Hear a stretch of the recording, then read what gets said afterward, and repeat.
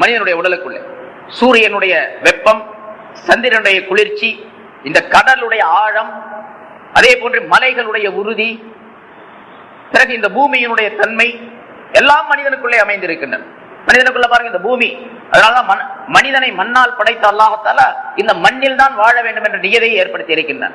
இந்த பூமியை தவிர வேற எங்கேயும் போய் மனிதன் வாழ முடியாது. இப்ப முயற்சி செய்யறாங்க, சந்திரன்ல போய் குடியேறலாமா, செவ்வாய்க்கு போலாமா, புதன்ல குடியிருக்கலாமா, அங்க போலாமா இங்க போலாமான்னு. மனிதன் ராக்கெட்டை விட்டு அங்க உயிரினங்கள் இருக்கின்றனவா அப்படின்னு ஆராய்ச்சி செய்யலாம். செஞ்சு கடைசியில உலகம் முடியறதுக்குள்ள கண்டுபிடிச்சிடும், அதோட உலகம் முடிஞ்சு போயிடும். ஆனா போக முடியாது. ஏன்? அல்லாஹ் தஆலா குர்ஆனிலே பல இடங்களிலே சூசகமாக நேரடியாகவும் சொல்லி காட்டுகின்றான். மின்ஹா கலக்னாக்கும், இந்த பூமியில் இருந்துதான், இந்த மண்ணில் இருந்தால் உங்களை நாம் படைத்தோம். மின்ஹா கலக்னாக்கும் வ ஃபீஹா நுஈதுக்கும், இந்த மண்ணுக்குள்ளே தான் உங்களை நாங்கள் திரும்பவும் மீட்டுவோம், திரும்ப அனுப்புவோம். வ மின்ஹா நுக்ரிஜுக்கும் தாரத்தன் உக்ரா, இந்த பூமியில் இருந்தான், இந்த மண்ணில் இருந்தான் இன்னொரு தடவை உங்களை வெளியாக்குவோம் என்று அல்லாஹ் தஆலா சொல்லுகின்றான். மண்ணுடைய அசல் நமக்குள்ளே இருந்து கொண்டிருக்கின்றது. மண்ணுடைய அசல் நமக்குள்ளே இருந்து கொண்டிருக்கிறது. மண்ணுக்குள்ளே எத்தனை சத்துக்கள் இருக்கின்றனவோ அனைத்தும் மனிதனுடைய உடலுக்குள்ளே இருக்கின்றன. மண்ணுக்குள்ள இருக்கக்கூடிய சத்து பூரா மனிதனுடைய உடலுக்குள்ளே அமைந்திருக்கின்றன. ஒரு பிடி மண் எடுத்துக்கிட்டா அதுக்குள்ள புளிப்பு, உவர்ப்பு, இனிப்பு, கசப்பு, காரம், இவை அனைத்தும் ஒரு பிடி மண்ணுக்குள்ளே, ஒரு துளி மண்ணுக்குள்ளே அமைந்திருக்கின்றது. ஒரு இடத்துல பாருங்க, ஒரு சின்ன குழியை தோண்டி, உதாரணத்துக்காக வேண்டி சொல்றேன், ஒரு சின்ன குழியை தோண்டி அதுக்குள்ள ஒரு 2-3 மிளகாய் விதை, மிளகாயுடைய விதை, ஒரு கரும்பு துண்டு, ஒரு புளியங்கொட்டை, ஒரு வேப்பங்கொட்டை, எல்லாத்தையும் சேர்த்து ஒன்னா போட்டு மண்ணை மூடி போடுங்க. மண்ணை விளையக்கூடிய பூமியா இருக்கணும், அப்படி மண்ணை தோண்டி அதுக்குள்ள போட்டு மூடி, அப்புறம் தண்ணி ஊத்திக்கிட்டே இருங்க. ஒவ்வொரு விதையும் அது முளைச்சு மேல வரும். இப்ப மிளகா விதை போட்ட பாருங்க, அதுல இருந்து என்ன வரும்? மிளகா செடி வரும். அதை புட்டு பார்த்தா அதுல இருந்து மிளகா வந்து சுத்தனா காரமா இருக்கும். அப்புறம் கரும்பு நட்டு வச்சு பாருங்க, ஒரு துண்டு, அதுல இருந்து கரும்பு வரும், அது இனிப்பா இருக்கும். புளியங்கொட்டை பாட்டு பாருங்க, அதுல இருந்து புளியன் செடி வரும் முதல்ல, பிறகு மரமாகும், அது புளிக்கும். வேப்பங்கொட்டை போட்ட பாருங்க, அது செடியா மாச்சாலும் அது கசக்கும். இப்ப நம்ம போட்ட மண் இருக்கின்றது அது ஒரே மண்ணு தான், ஒரே குழியில தான் போட்டோம், ஒரே தண்ணி தான் ஊத்தணும், வேற தண்ணி ஊத்தணும், தனித்தனியா ஊத்தல. சரி, இந்த சத்துக்கள்லாம் எப்படி வந்துச்சு? இனிப்பு, உரப்பு, புளிப்பு அப்படிங்கறது தனித்தனியா எப்படி அதுக்கு வந்துச்சு? மண்ணுக்குள்ளே அல்லாஹ் தஆலா அந்த சக்தியை கொடுத்து வைத்திருக்கின்றான்.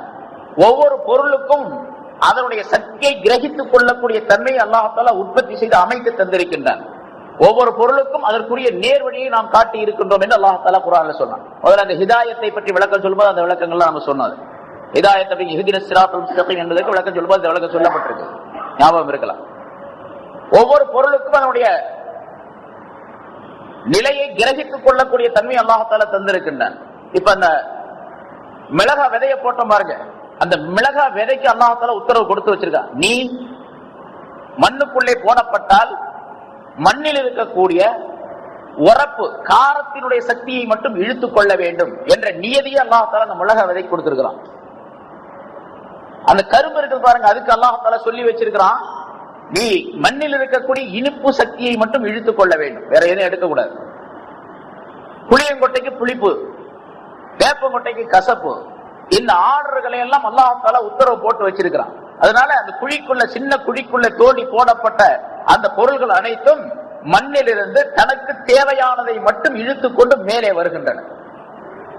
மற்றதெல்லாம் விட்டணும், மற்றதெல்லாம் அடுத்த ஆளுகளுக்கு உள்ளது, நமக்குள்ளது இதுதான் என்று அதை எடுத்துக்கொள்ளும். அதே போன்று மனிதனை மண்ணில் அல்லாஹ் தஆலா படைச்சதுனால மனிதனுடைய உடலுக்குள்ளேயும் அந்த சக்தியை அல்லாஹ் தஆலா அமைச்சு வச்சிருக்கான்.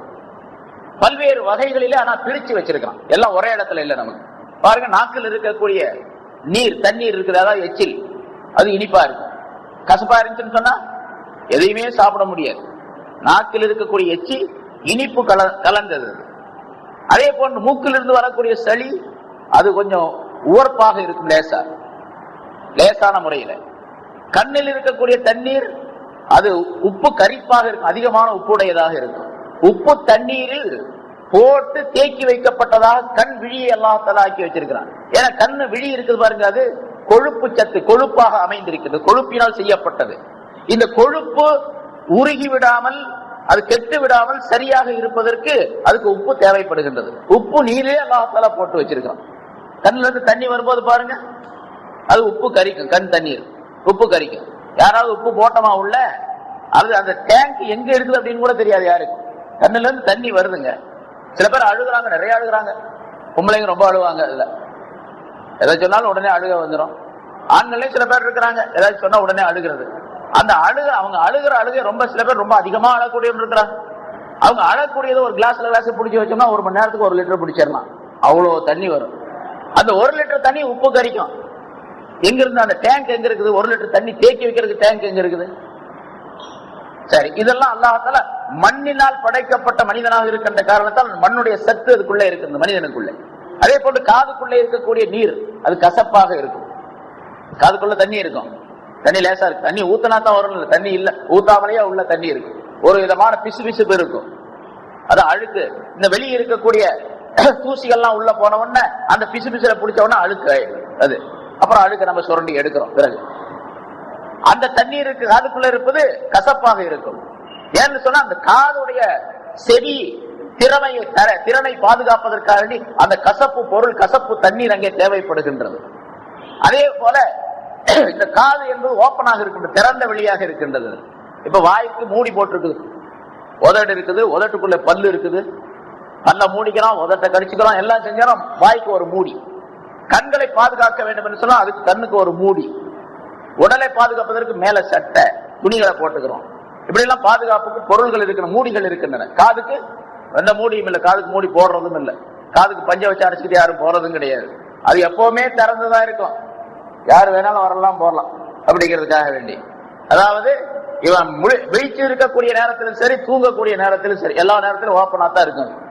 அதனால திறந்துதான் இருக்கணும். அப்பதான் எல்லா சத்தங்களும் காதுல விழுகும். 4 திசைகள், சொல்ல போனா 8 திசைகளிலிருந்து வரக்கூடிய எல்லா சத்தங்களும் காதிலே விழுவதற்காக வேண்டி கேட்பதற்கு பயன்படக்கூடிய அமைப்பில் காது ஓப்பனா அல்லாஹ் வச்சுட்டான். அப்படி திறந்து இருக்கக்கூடிய காதுகள்ல இவர் அறியாம இருக்கக்கூடிய நேரத்துல ஈ போகும், எறும்பு போகும், பாம்பு போகும், பள்ளி போகும், ஏதாச்சும் போயிடும். அப்படி போகாமல் இருப்பதற்காக வேண்டி அல்லாஹ் அங்க ஒரு மருந்தை வச்சிருக்கிறான். ஏதாச்சும் போச்சுன்னு சொன்னா உடனே வாபஸ் ஆயிடும், திரும்பி வந்துடும். எறும்பு காதுல போச்சுன்னு வச்சுங்க, உடனே காதுக்குள்ள போகவே முடியாது. காதுக்குள்ள எறும்பு போச்சுன்னு சொன்னா உடனே செத்து போயிடும். அல்லது கொஞ்ச நேரம் தட்டு மாதிரி வெளியே வந்துடும். அல்லது ஈ போச்சுன்னா அது செத்து போயிடும் கண்டிப்பா. இந்த காதுல ஈ எடுக்கிறேன்னு சொல்லி சில பேர் வருவாங்க, அதெல்லாம் டூப் அடிக்கிறது. காதுல ஈ எல்லாம் கிடையாது, சும்மா அவனா சில இதுகளை போட்டு அப்புறம் ஈ எடுக்கிறேன் அப்படின்னு சொல்லிட்டு ஒரு 10-12 ஈ எடுத்துட்டு காசு வாங்கிட்டு போடுவாங்க உங்கள்கிட்ட 100 ரூபாய். நிறைய பேர் காதுல ஈ இருக்குங்க எடுக்கிறேன் அப்படின்னு சொல்லிட்டு வருவான். அது பெரிய ஏமாத்து வித்தது. காதுக்குள்ள ஈயெல்லாம் போகவே கிடையாது, போகவே போகாது. அப்படியே போனாலும் கூட அது உடனடியாக செத்துடும். செத்த ஈ உடனே இருக்காது, வெளியே வந்துடும், ஆட்டோமேட்டிக்கா தானாக வந்துடும். சரி, அதே மாதிரி காதுக்குள்ள ஈ எறும்பு மட்டுமல்ல, தண்ணியும் கூட போகாது. தண்ணி ஊத்துங்க, அது ஒரு இடத்துல போய் நின்றுக்கும். அந்த செவிப்பறை அப்படின்னு சொல்லிட்டு ஒரு அந்த அறைக்கு கீழே ஒரு பள்ளம் ஒண்ணு இருக்கும், அதுக்குள்ள ஒரு கொஞ்சம் தண்ணி நின்று இருக்கும். அதான் கசப்பு தண்ணீர். அந்த தண்ணீர் இருக்க வரைக்கும் காது கேட்கும். தண்ணி வத்தி போச்சுன்னா காது கேட்காது, செவிடா போயிடும். காதுக்குள்ள உள்ள ஒரு பள்ளம் இருக்கு, சின்ன லேசா, அதுக்குள்ள ஒரே ஒரு சொட்டு தண்ணி லேசா இருக்கு. அது அந்த ரசாயன மாதிரி, திரவம் மாதிரி, அப்படி கொஞ்சம் குழப்பா, அதாவது தண்ணீர் மாதிரி கொஞ்சம் திக்கா இருக்கும். அது இருக்கிற வரைக்கும் காது கேட்கும். அந்த தண்ணி வத்தி போச்சுன்னா காது கேட்காது. அது இருக்கிற வரைக்கும் எந்த பிராணி எந்த பூச்சியும் உள்ள போகாது. அப்படி போனா அது வாபஸ் திரும்பி வந்துடும். சரி, அதே மாதிரி தண்ணியை ஊத்துங்க, தண்ணியும் உள்ள போகாது. அது போய் அந்த குழிக்கு முன்னாலேயே நின்றுக்கும். இங்க குளத்துல குளிக்கிறவங்களா இருந்தா தெரியும், ஆத்துல குளத்துல குளிச்சிங்கன்னு சொன்னா அப்படி உள்ள முக்குழி போட்டு எழும்பும் போது சமயத்துல காதுல தண்ணி பூந்துக்கும். அது சமயத்துல நம்ம பாத்ரூம்ல குளிக்கும் போது காதுல தண்ணி பூந்துக்கும். காதுல தண்ணி பூந்துக்குச்சுன்னு சொன்னா திரும்ப எடுக்கிறதுக்கு என்ன வழி தெரியுங்களா? போட்டு இப்படி எல்லாம் சாட்டிக்கிட்டே இருக்க வேண்டியதுல இன்னொரு சொட்டு தண்ணி அது மூலம் ஊத்தி இப்படி சாட்டிங்கன்னா எல்லா தண்ணியும் வந்துடும். அந்த தண்ணி எடுக்கிறதுக்கு வழி என்னன்னு கேட்டா திரும்ப போய் குறைஞ்சிக்கிட்டா இருக்க வேண்டியதுல, தண்ணி போச்சு காது அடைக்கிற மாதிரி தெரியும், இன்னும் கொஞ்சம் ஒரு சொட்டு தண்ணியை திரும்பவும் உள்ள ஊத்தி இப்படி சாட்டிங்கன்னா எல்லா தண்ணியும் சேர்ந்து வெளியே வந்துடும். ஆக தண்ணியும் கூட உள்ள போகாது காதுக்குள்ள. அவ்வளவு அற்புதமாக அல்லாஹ் தஆலா அந்த மனிதனுடைய அமைப்பை அமைத்து வைத்திருக்கின்றான். எவ்வளவு அற்புதமான படைப்பு! இப்படி ஒவ்வொன்றா சொல்லிக்கிட்டே போலாம். கண்ணு, காது, மூக்கு, வாய், இப்படி ஒவ்வொன்றுக்கும் தனித்தனியான அம்சங்களை அல்லாஹ் தஆலா கொடுத்திருக்கின்றான். கலகக்கும், உங்களை படைத்தான் என்று அல்லாஹ் தஆலா சொல்லுவதன் மூலமாக இந்த எல்லா கருத்தையும் அல்லாஹ் தஆலா சொல்லி காட்டுகின்றான். இது உறுப்புகளை படைத்தது மட்டுமல்ல, அதே போன்று மனிதனுக்குள்ளே பல்வேறு சக்திகளை அமைத்து வைத்திருக்கின்றான். உள்ளுறுப்பு வெளி உறுப்புகள் என்று பல உறுப்புகள் அமைந்திருக்கின்றன.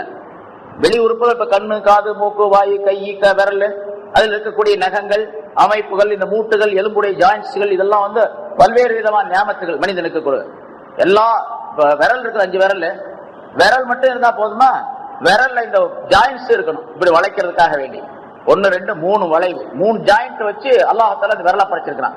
இந்த 3 ஜாயிண்ட் இல்லைங்க, ஜாயிண்டே இல்லாம இருந்துச்சுன்னு வச்சுங்க, இந்த விரல் எப்படி இருக்கும்? இப்படி நேராவே நிக்கணும். நேரா நினைச்சா ஒண்ணுமே செய்ய முடியாது. நேரா அப்படி விரல் நேராவே நிக்கணும். சாப்பிட முடியாது, தண்ணி எடுத்து குடிக்க முடியும். நேரா இருந்துச்சுன்னா கிளாஸ் எப்படி தூக்குறது? இப்படி வளைஞ்சா தான் தூக்க முடியும், இல்லாட்டி தூக்க முடியாது. அப்ப வளையறதுக்கு ஜாயிண்ட்ஸ் தேவை. சரி, ஜாயிண்ட் 3 கொடுத்துருக்கான், 3ல 2, 1 இல்ல 2 தான் இருந்துச்சுன்னு வச்சுங்க, அப்பவும் தூக்க முடியாது, செய்ய முடியாது. எழுத முடியாது, பேப்பரை புரட்ட முடியாது, எதுவுமே செய்ய முடியாது. விரல் இருந்தா மட்டுமே அது விரல் ஜாயிண்ட்ஸ் இருக்கணும். அந்த மடிக்கக்கூடிய தன்மை இருக்கு, அதுல இருக்கணும். சில நேரங்கள்ல அடிபட்டு கையில மடக்க முடியாம ஆயிருது பாருங்க. இப்ப எவ்வளவு கஷ்டப்படுறோம். ஏதாச்சும் ஒரு காயம் பட்டுறது, பேண்டேஜ் போட்டுடுறோம். ஒரு விரலை மட்டும் அசைக்க முடியல, நேரா வச்சுக்கணும். இப்ப மற்ற விரல்ல சாப்பிடுறது எடுக்கிறதுன்னு சொன்னா ரொம்ப கஷ்டம். 4 விரல்ல ஒரு விரல்ல நீட்டிக்கிட்டே இருந்துச்சுன்னு சொன்னாவே கஷ்டம். 5 விரலும் அப்படியே இருந்துச்சுன்னா என்ன? இதெல்லாம் அல்லாஹ் தஆலாவுடைய ஹில்கத், படைப்பினுடைய அற்புதம். அல்லாஹ் தஆலா படைத்திருக்கக்கூடிய அற்புதம். இதே போன்று மனிதனுடைய உள்ளுறுப்புகள் பலவற்றை அல்லாஹ் தஆலா அமைத்து வைத்திருக்கின்றான். வெளி உறுப்புகள் பல, உள்ளுறுப்புகள் பல இருக்கின்றன. அதாவது இந்த நுரையீரல், கல்லீரல், அதுக்குள்ள என்னென்னமோ அந்த ஆட்டுக்கு நம்ம பாக்குறோமோ என்னென்ன இருக்குது, எல்லாத்தையும் வாங்கி சாப்பிடுறோம் நம்ம. அதெல்லாம் மனிதனுக்குள்ளேயும் இருக்கின்றன. கல்லீரல், இந்த கல்லீரலை பற்றி ஒரு அற்புதமான கல்லீரல் மனிதனுக்கு அந்த கல்லாக, அதாவது ஈரல் சொல்றோம்ல, சாப்பிட ஈரல் அப்படின்னு சொல்லி கடிச்சு சாப்பிடுறோமா இல்லையா, அதே மாதிரி மனிதனுக்கு அது கல்லீரல். அசல் அந்த ஈரல்ங்கிறது ரத்தம் தான், உறைந்து விட்ட ஒரு ரத்த கட்டியது, அது சதை மாதிரி இருக்குது, அது கல்லீரல் அப்படின்னு நம்ம சொல்றோம். அது மனிதனுடைய உடலுக்கு தேவையான ஸ்டார்ச், அதாவது புரத சத்துக்கள், அந்த சத்துக்களை தேக்கி வைத்து மனிதனுடைய உடலுக்கு வழங்கக்கூடிய ஒரு தன்மையை அந்த கல்லீரலுக்கு அல்லாஹ் தஆலா தந்திருக்கிறான். கல்லீரலுக்கு அல்லாஹ் தஆலா கொடுத்திருக்கான். இங்கிருந்து வேகமா ஒருத்தர் ஓடுறாரு, ஓடுறதுக்கு காலில் சக்தி வேணும், ஓடணும்னா காலில் சக்தி வேணும். அப்படி அந்த சக்தியை கொடுக்கக்கூடிய அந்த தன்மையை, அதாவது குளுக்கோஸ் அப்படின்னு சொல்லப்படும் சக்தி, மனிதனுடைய உடலுடைய உறுப்புகள் இயங்குவதற்கு தேவையான சக்தியை கொடுப்ப அந்த சக்திக்கு பேர் குளுக்கோஸ். குளுக்கோஸ் சாப்பிடுறமா, குளுக்கோஸ் அவருக்கு எது உடம்புல சக்தியே இல்லைங்க, கொஞ்சம் குளுக்கோஸ் ஏத்துங்க அப்படிங்கிறாங்க. அப்ப குளுக்கோஸ் எதுக்கு ஏத்துறாங்க? அந்த குளுக்கோஸ் என்பது ஒரு சக்தியாக மாறுகின்றது. மனிதனுடைய உடல் உறுப்புகளுக்கு தேவையான சக்தியை அது கொடுக்கின்றது. அந்த குளுக்கோஸ் அதாவது அந்த கல்லீரல் மூலமாக அது உற்பத்தி செய்யப்படுகின்றது. அந்த கல்லீரல் தன் கைவசத்திலே ஒரு சக்தியை வைத்திருக்கின்றது. மனிதனுடைய உடல் உறுப்புகள் வேலை செய்யக்கூடிய நேரத்தில் அதற்கு தேவையான சக்திகளை குளுக்கோஸாக மாற்றி இந்த கல்லீரல் சப்ளை செய்கின்றது. உடனே மனிதன் நம்ம இங்கிருந்து ஓட நினைக்கிறோம்னு வச்சுங்க, ஓடுறதுக்கு காலில் சக்தி வேணும். ஓடணும் நினைச்சு காலை தூக்கி வச்ச உடனேயே இந்த கல்லீரல் வேலை செய்ய ஆரம்பிச்சிருது. ஆஹா, நம்ம ஆள் ஓட போறான், உடனே இவனுக்கு காலுக்கு சக்தி கொடுக்கணும் என்று சொல்லி உடனே தன்னுடைய ஃபேக்டரியிலிருந்து அந்த ஸ்டார்ச் என்று சொல்லக்கூடிய மாவு சக்தி எல்லாம் குளுக்கோஸாக மாற்றி உடனே காலுடைய நரம்புகளுக்கு சப்ளை செய்யக்கூடிய வேலையை அந்த கல்லீரல் உடனே ஆரம்பிச்சிடுது. இவர் நினைக்க வேண்டியதான், ஓடுறதுக்கு காலத்துக்கு வைக்க வேண்டியதுதான். அல்லது கையினால ஒரு வேலையை செய்யறதுக்கு ஒரு சுத்திகள் எடுத்து அடிக்க ஆரம்பிக்கிறாரு, அடிக்கிறதுக்கு கைக்கு சக்தி வேணும். அந்த சக்தியை உடனடியாக கல்லீரல் சப்ளை செய்கின்றது. அவ்வளவு அற்புதமான அந்த கல்லீரலை பற்றி மட்டும் ஒரு கல்லீரல் 500 விதமான வேலைகளை செய்து கொண்டு இருக்கின்றன அப்படின்னு சொல்றாங்க. 500 விதமான வேலைகளை தயார் செய்து மனிதனுடைய உடலுக்கு சப்ளை செய்து கொண்டு இருக்கின்றது. இதுவரைக்கும் கண்டுபிடிக்கப்பட்டதுன்னு கூட சொல்றாங்க. அதுக்கு கல்லீரலின் மூலமாக மனிதனுடைய உடலுக்கு கிடைக்கக்கூடிய சக்திகள் எத்தனை? 500 விதமான தன்மைகள் அதன் மூலமாக கிடைக்கின்றன. இதுவரைக்கும் கண்டுபிடிக்கப்பட்டது. இனிமேலும் இன்னும் ஆராய்ச்சி செஞ்சா இன்னும் அதிகமா இருக்கும் அப்படின்னு வேற சொல்றோம். இதெல்லாம் மனிதனுடைய நம்ம பாட்டுக்கு உட்கார்ந்து இருக்கிறோம், சாப்பிடுறோம், போறோம், வர்றோம், தூங்குறோம், சம்பாதிக்கிறோம், எல்லாம் செய்யறோம். அல்லாஹ் தஆலா எவ்வளவு பெரிய வேலை நடத்திக்கிட்டு இருக்கிறான். குல்ல யௌமின் ஹுவ ஃபீ ஷான், ஒவ்வொரு நாளும் அவன் தன்னுடைய வேலையை பார்த்துக்கிட்டே இருக்கிறான். அல்லாஹ் நம்ம வேலையை பார்த்துக்கிட்டே இருக்கான், அவன் வேலையை பார்த்துக்கிட்டு. அவன் வேலை என்ன? ஒவ்வொரு உயிரினத்தையும், ஒவ்வொரு அணுவையும், உலகத்தில் இருக்கக்கூடிய ஒவ்வொரு அணுவையும் இயக்கக்கூடிய தன்மை அவன் தான் படைச்சான். அதனால அல்லாஹ் தஆலா ஹலகக்கும், உங்களை படைத்தான் என்பதாக சொல்லி காட்டுகிறான். அதே போல பாருங்க, ஒரு வாய் உணவு சாப்பிடுறோம், ஒரே ஒரு வாய் உணவு சாப்பிட்டுறோம். நம்ம பாட்டுக்கு சாப்பிட்டுட்டு உள்ள போட்டு வாயை தண்ணியை ஊத்தி வாயை மூடிட்டு நம்ம பாட்டுக்கு வேலை பார்க்கிறோம். அங்க என்னென்ன நடக்குது தெரியுங்களா? முதல்ல கையில உணவை எடுக்கிற, சாப்பாட்டை எடுக்கிறோம். எடுத்த உடனேயே கையில உணவை எடுக்கிறோன்னு வச்சுங்க, உணவை எடுத்துக்கிட்டு வாயை பார்த்து, வாயை நீ தர, நான் உனக்கு உள்ள உணவு போடணும் அப்படின்னு நான் சொல்றோம். இவர் கையில எடுக்க வேண்டியதுதான், இன்னும் வாய்க்கிட்ட கொண்டு போய் போகல. கையில எடுத்தோன்னா ஆண் வாயை திறந்துங்க தானே. இவர் சொல்லவே வேண்டியதில்லை, வாயை தர, நான் உனக்கு உணவு கொடுக்குறேன், ஊட்டுறேன் அப்படின்னு. நம்ம குழந்தைக்கு அம்மா வாயை தரமா, உனக்கு உணவு கொடுக்குறேன், சோறு ஊட்டுறேன் அப்படின்னு சொல்றேன். அது மாதிரியா கையில சாப்பாட்டை எடுத்த உடனே சாப்பிடக்கூடிய குடிக்கக்கூடிய பொருள் எடுத்தோன்னு வாயை ஆட்டோமேட்டிக்கா தானா திறந்துக்குது. இதுக்கு பேரு ஜாலிபா, குவத்தை ஜாலிபா, இழுக்கக்கூடிய சக்தி. இது இழுக்கக்கூடிய சக்தி அல்லாஹ் தஆலா கொடுத்திருக்கான் உள்ள போட்டவன. சரி, அப்படி சாப்பாட்டை உள்ள போறோம்னு வச்சுங்க, இந்த வாயுடைய அமைப்பு எப்படி இருக்குது பாருங்க. இப்படி இல்ல, இப்படி இருக்குது, கொஞ்சம் இப்படி சாஞ்சுதாக. இப்ப வாய் உள்ள போட்ட உடனே அண்ணாந்துகிட்டு மருந்துகிட்டு சாப்பிடறதா வாயில ஒரு மாத்திரையை போட்டு இப்படி அண்ணாந்துகிட்டு தண்ணி ஊத்தினா உள்ள போயிடுது. அண்ணாந்துகிட்டு போட்டா உள்ள போயிடுது. சாப்பாடு போடும்போது அப்படி அண்ணாந்துகிட்டா போடுறோம், யாராவது குனிஞ்சுக்கிட்டு தான் சாப்பிடுறாரு. இப்படி குனிஞ்சுக்கிட்டு சாப்பிட்டா, இப்படி சாப்பிட்ட உடனே என்ன பண்ண, கீழே விழுந்துடணும். அதனுடைய அமைப்பு இப்படித்தானே இருக்குது. மேட்ல வச்சா ஒரு பொருளை பள்ளத்துக்கு தான் வந்து விழுகும். ஆனா இது மேடு இப்படி இருக்குது, வாய் இப்படி இருக்குது. சாப்பாட்டத்துக்கு உள்ள போடுறாரு, ஒரு ரொட்டி துண்டத்துக்கு உள்ள போடுறாரு. வாயை மூட கூட இல்லைங்க. வாயை மூடாம இருந்தா கூட சாப்பாடு உள்ளேயே தான் இருக்கு, வெளியே வந்து விழுகாது. இதுக்கு பேரு குவத்தே மும்சிகா, தடுத்து வைத்துக் கொள்ளக்கூடிய சக்தி. அல்லாஹ் தஆலா அதை கொடுத்திருக்கான், தடுத்து வைக்கிற சக்தி. வாயில போட்டோம்னா வாயிலே நிற்கும். அப்புறம் அந்த தடுத்து வைக்கக்கூடிய சக்தி அல்லாஹ் தஆலா கொஞ்சம் கொஞ்சம் அப்படி தடுத்தே வச்சுக்கிட்டே இருந்தான் அப்படின்னு சொன்னா, வாயில போட்டதை முழுங்கிறதுக்காக ரொம்ப கஷ்டப்பட்டு முழுங்க வேண்டிய அவசியமே இல்லை. கொஞ்ச நேரம் பொறுத்தா ஆட்டோமேட்டிக்கா தானா உள்ள போயிடும். அப்ப உள்ள போகக்கூடிய ஒரு சக்தி அல்லாஹ் தஆலா கொடுத்திருக்கிறான். சரி, உள்ள போன உடனே, குடலுக்குள்ள இறங்கின உடனே உணவுப் பொருள்கள் அது அனைத்தும் செரிமானமாகக்கூடிய, செரிக்கக்கூடிய சக்தி குவத்தே ஹாலிமா, ஹாசிமா என்பதாக சொல்லப்படும். ஹஸ்மியத், செரிமானமாக்கக்கூடிய சக்தி அல்லாஹ் தஆலா கொடுத்திருக்கிறான். அது குடலை தவிர வேற எந்த இடத்துக்கும் கிடையாது. எந்த பொருளுக்கும் செரிக்கக்கூடிய, செரிமானம் ஆக்கி வைக்கக்கூடிய சக்தி வேற எந்த பொருளுக்கும் கிடையாது. உலகத்துல இன்னும் அந்த மிஷின் தயார் பண்ணவும் இல்லை. எந்த மனிதனும் தயார் பண்ண முடியாது இனிமேல். அப்படி இருந்துச்சுன்னு சொன்னா இந்த பிளட் டொனேஷன்லாம் தேவைப்படாது. எல்லாம் உணவு, சாப்பாடு, பிரியாணி, அரிசி, சோறு, கீரை, ரொட்டி, அது இது, பிஸ்கட், பழங்கள் எல்லாத்தையும் ஒரு மிஷின்ல போட்டு, அந்த மிஷினை போட்டு சுத்தி விட்ட உடனே, அது பட்டனை போட்ட உடனே அதுல இருந்து ரத்தமா வரணும். அப்படி ஒரு மிஷின் இருக்குதா? மனிதனுடைய மிஷின் மட்டும் தான் அப்படி. எல்லாத்தையும் உள்ள போட்டுறாங்க. பிரியாணி சாப்பிட்றோன்னு வச்சுங்க, அல்லது சோறு ஊத்தி சால்னா போட்டு சோறு சாப்பிடுறோம். எத்தனை பொருள் சாப்பிடுறோம் தெரியுங்களா? அரிசி, அப்புறம் கறி, அதுல மசாலா. அந்த மசாலாக்கள்ல 100 வகையான மசாலாக்கள் இருக்குது. புதினா, அது இது, அப்புறம் வந்து பச்சை மிளகா, கிழங்கு, பிறகு மிளகு, கத்திரிக்காய், அது இது என்னென்னமோ போட்டு எல்லாத்தையும் போட்டு உருட்டி இருட்டி உள்ள தள்ளி தண்ணி ஊற்றி விட்டுறோம். அவ்வளவுதான் நம்ம வேலை முடிஞ்சு வச்சு. அதுக்கு பின்னால என்ன நடக்குது தெரியுமா? எவ்வளவு வேலை அல்லாஹ் தஆலா செஞ்சுட்டு இருக்கிறான். எல்லாத்தையும் போட்டு தண்ணியை ஊத்தி முடிச்சு போட்டா அல்ஹம்துலில்லாஹ் அப்படின்னு சொல்லிட்டு கொஞ்சம் பேர் தான் சொல்றாங்க அல்ஹம்துலில்லாஹ் கூட சொல்லிட்டு படுத்துக்கிறான். அவ்வளவுதான், முடிஞ்சு போச்சு. பிறகு அது அல்லாஹ் தஆலா பாருங்க, அதை செரிக்க வைக்கிறான். அப்படி இந்த உணவுப் பொருள்கள் செரிமானமாகி அது பல்வேறு வகையான பொருள்களாக மாறுவதற்குரிய அற்புதமான தன்மையை அந்த குடலிலே இருக்கக்கூடிய, குடலுடைய சுவர்களிலே இருக்கக்கூடிய ஒரு விதமான ரசாயனம், அந்த ரசாயனத்தின் மூலமாகத்தான் அந்த தன்மைகள் எல்லாம் வச்சிருக்காங்க. இந்த பொருள்கள் எல்லாம் செரிமானமாகி சில கொஞ்சம் பகுதி ரத்தமாக மாறுது, சிலது பித்தமாக மாறுது, கொஞ்சம் சளி, கொஞ்சம் கழிவு, சிலது சிறுநீர், சிலது மலம், இப்படி பல்வேறு வகையான பொருளாக மாறுது.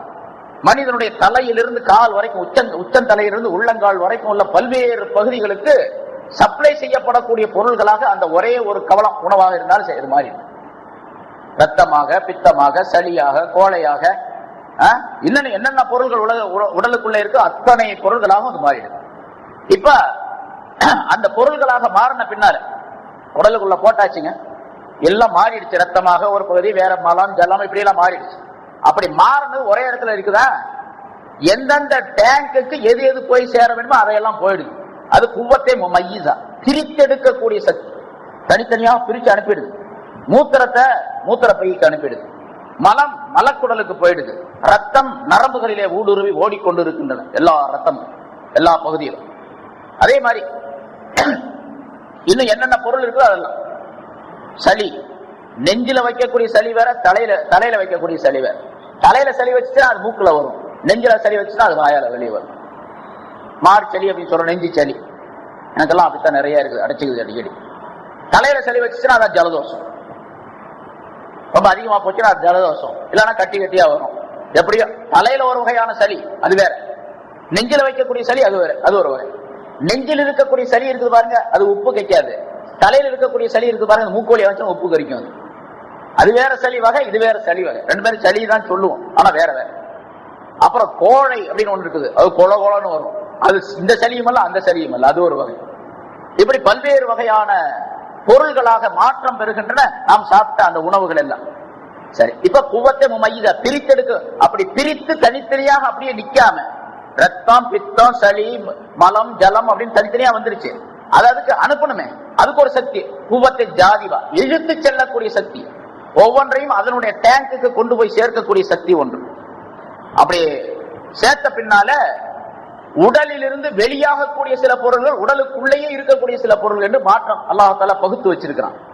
மலம் ஜலம் சளி கோழை இதெல்லாம் வெளியாகணும், வெளியே வந்துடணும். உள்ளேயே இருந்துட்டு இருந்துச்சுன்னா சாப்பிட சாப்பிட உடனே மௌத்தா போயிடுவான், கொஞ்ச நாள்ல சில மணி நேரங்கள்ல கூட போயிட வேணும். அது வெளியாகணும். மலம் ஜலம் ஒரு நாளைக்கு ஒண்ணுக்கு இருக்காம இருக்க முடியுமா? நம்மலாம் ஒரு நாள் முடியாது.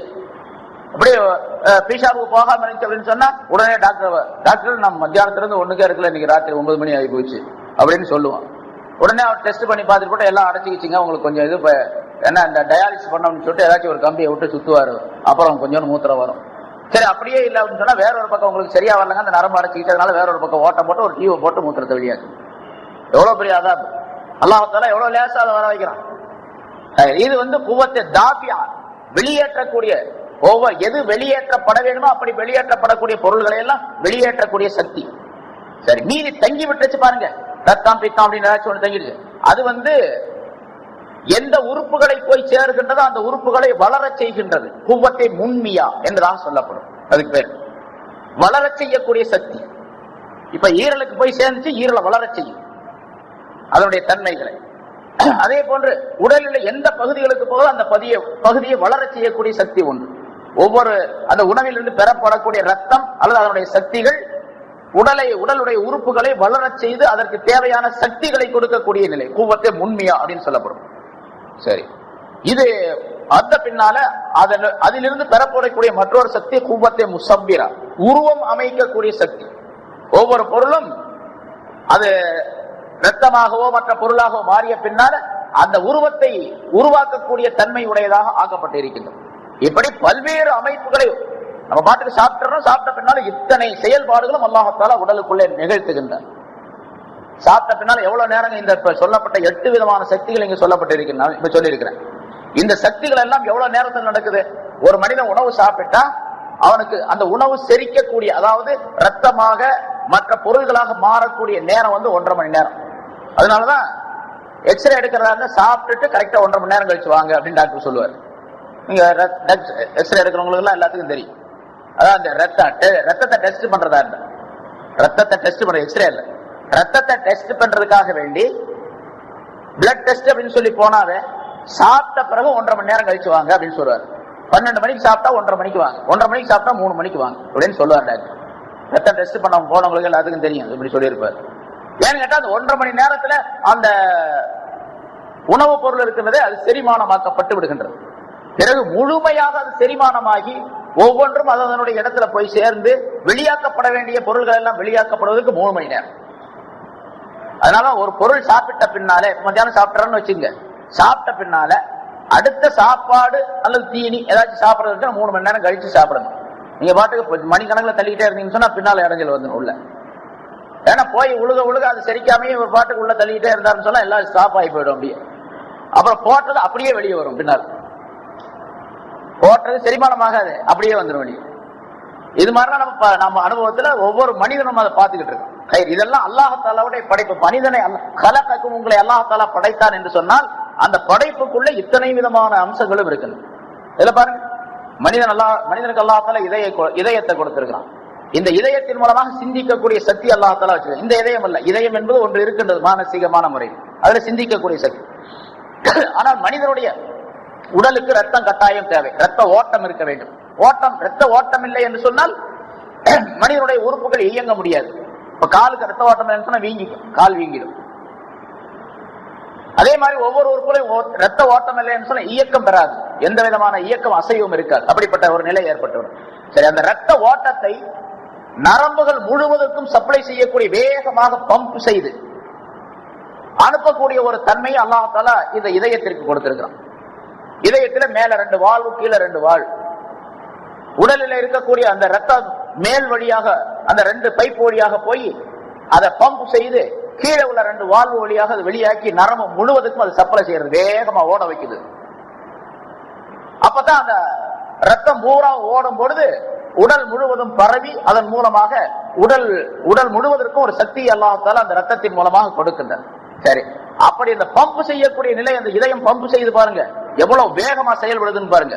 ஒரு வினாடிக்கு, ஒரு நிமிஷத்திற்கு அதாவது 60 வினாடி, ஒரு நிமிஷத்திற்கு 6 லிட்டர் ரத்தத்தை அது சுத்தம் செய்து அனுப்புகின்றது. 6 லிட்டர் ரத்தம். நம்மளால ஒரு மிஷினை வச்சு கூட 6 லிட்டர் ரத்தத்தை சுத்தம் செய்து உடனடியாக அனுப்ப முடியாது.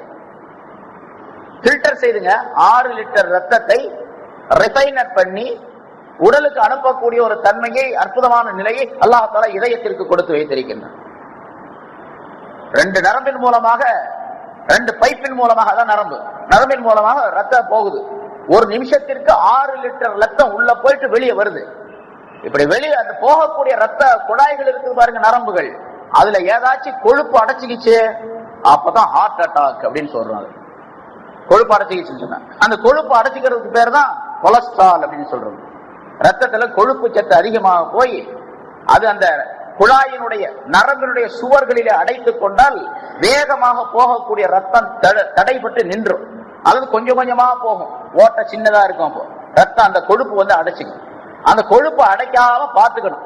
கொழுப்பு அடைக்காம பாத்துக்கிறதுக்கு என்ன பண்றது? ஏதாச்சும் ஊசி விட்டு குத்திட்டேவா இருக்க முடியும் வெளியே இருந்து? அதெல்லாம் ஒண்ணுமே பண்ண முடியாது.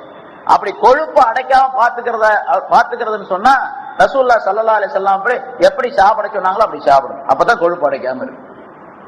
அந்த கொலஸ்ட்ரால் வராம இருக்கணும் அப்படின்னு சொன்னா ஸல்லல்லாஹு அலைஹி வஸல்லம் சாப்பிட சொன்ன முறை இருக்கு பாருங்க. வயிற்றுல 3ல் 1 பாகம் சாப்பிடணும், 3ல் 1 பாகம் காலியா இருக்கணும், 3ல் 1 பாகம் தண்ணி குடிக்கணும் அப்படின்னு சொன்னாங்கல்ல. அந்த முறைப்படி செஞ்சுட்டா கொழுப்பு எப்பவுமே அடைக்காது, கொலஸ்ட்ராலே வராது. கொலஸ்ட்ரால் வரல அப்படின்னு சொன்னா ஹார்ட் அட்டாக்கே வராது, பிரச்சனையே இல்லை. அதனால ஹார்ட் அட்டாக் வர்றவங்க எல்லாம் தப்பு செய்யறாங்க அப்படிங்கிற அர்த்தம் அல்ல. ஹார்ட் அட்டாக் அதாவது இப்படி நிகழ வேண்டும் என்பது கற்பனை, அல்லாஹ் தஆலாவுடைய தக்தீர், அது வேற விஷயம். ஆனா நம்ம ஒழுங்கான முறையில் நடந்து கொள்ள வேண்டியது நம்முடைய கடமை, ஸல்லல்லாஹு அலைஹி வஸல்லம் சொன்ன முறை. அப்ப அதனால இப்ப ஹார்ட் அட்டாக் வந்தவங்க, அதாவது இந்த கொலஸ்ட்ரால் உண்டானவங்க, அதுக்கு பிறகு டாக்டர்கிட்ட போறாங்க. இந்த மாதிரி எனக்கு அடைப்பு ஏற்படுது, திடீர்னு மூச்சு நிக்குது, ஒரே மாதிரி வந்து நான் திணறுது, எனக்கு மூச்சு திணறுது அப்படின்னு சொன்னா அவர் உடனே டெஸ்ட் பண்ணி பார்த்து போட்டு உங்களுக்கு கொலஸ்ட்ரால் ஏற்பட்டு போயிருக்குது, அதனால நீங்க கொஞ்சம் ஜாக்கிரதையாக உணவு கட்டுப்பாடோட இருங்க அப்படின்னு சொல்லிடுறாரு. டயட் கண்ட்ரோல் அப்படின்னு சொல்லிட்டு அவர் காலையில 2 இட்லி 150 கிராம், மத்தியானத்துக்கு 200 கிராம் சாப்பாடு, ராத்திரிக்கு ஒரே ஒரு இட்லி, இவ்வளவுதான் சாப்பிடணும் அப்படின்னு சொல்றாரு. அப்புறம் அதுக்கு பின்னால விதியான ஒரு அதே மாதிரி சாப்பிடுறாரு. அப்புறம் கொலஸ்ட்ரால் எல்லாம் போயிடுது, நம்ம பாக்குறோம். அல்லது ரொம்ப கொலஸ்ட்ரால் ஏற்பட்டு போய் ரொம்ப அடைச்சிக்கிச்சு அப்படின்னு சொன்னா உடனே ஆபரேஷன் பண்ணுங்க, வேற வழியே கிடையாது அப்படின்றாரு. உடனே 1 லட்ச ரூபா 1.5 லட்ச ரூபா செலவு பண்ணி அப்புறம் ஆபரேஷன் பண்றாங்க. நரம்புல அடைச்சிருந்துச்சு, அந்த அடைச்சிருக்க பகுதியை வெட்டி துண்டாக தூக்கி வெளியே போட்டு வேற ஒரு நரம்பை எடுத்து ஒட்ட வச்சு அதை ஜாயின் பண்ணி விட்டுறாங்க. அதுக்கு பிறகு பைபாஸ் ஆபரேஷன் அப்படின்னு சொல்றது. அல்லது இந்த போகக்கூடிய நரம்புல அடைப்பு இல்ல, வரக்கூடிய நரம்புல அடைப்பு இருக்குது, அதான் வால்வுல அடைச்சிக்கு, வால்வு கட்டு போச்சு அப்படின்னு சொல்றது. அப்புறம் வால்வை பிடிச்சி அறுத்து போட்டு வேற ஒரு மாதிரி ஒட்ட வைக்கிறது. இதெல்லாம் பெரிய அதான் கயிறு. இங்க அல்லாஹ் தஆலா படைத்தான், ஹலக உங்களை படைத்தான் அப்படிங்கிற சொல்றதுல எவ்வளவு படைப்பில அல்லாஹ் தஆலா எவ்வளவு பெரிய அற்புதத்தை நிகழ்த்துகின்றான் அப்படின்னு சொல்றதுக்காக விளக்குவதற்காக உங்களுக்கு இது சொல்லப்படுகின்றது. இங்க உஅ்புது ரப்பக்குமுல்லதீ ஹலகக்கும், உங்களை படைத்தானே அந்த உங்களுடைய ரப்பை நீங்கள் வணங்குங்கள் என்று அல்லாஹ் தஆலா சொல்லுகிறான். இப்ப அல்லாஹ்வை ஏன் வணங்கணும் அப்படின்னு நம்ம தெரிஞ்சுக்கலாம். அல்லாஹ் ஏன் வணங்கணும்? எவ்வளவு அற்புதமான நிகழ்ச்சிகள் அல்லாஹ் தஆலா நமக்கு கொடுத்துக்கிட்டே இருக்கான், எவ்வளவு பாக்கியங்களை தர்றான். அல்லாஹ் தஆலா தன்னை வணங்கும்படியாக சொல்லக்கூடிய இந்த ஆயத்தில் மனிதர்களை படைத்து அவர்களை படிப்படியாக வளர்க்கக்கூடிய தன்மைகளை சுட்டிக்காட்டி அப்படிப்பட்ட அல்லாஹ்வை உங்களுடைய ரப்பை நீங்கள் வணங்குங்கள் என்பதாக குறிப்பிடுவது அல்லாஹ் தஆலா ஒருவன் இருக்கின்றான் என்பதையும் அவனை தவிர வேறு யாரையும் வணங்கக்கூடாது, அவனைத்தான் வணங்க வேண்டும் என்பதையும் சுட்டிக்காட்டுகின்றது. அப்படிப்பட்ட நல்ல தௌஃபீகை அனைவருக்கும் அல்லாஹ் தஆலா தந்தருள்வாராக.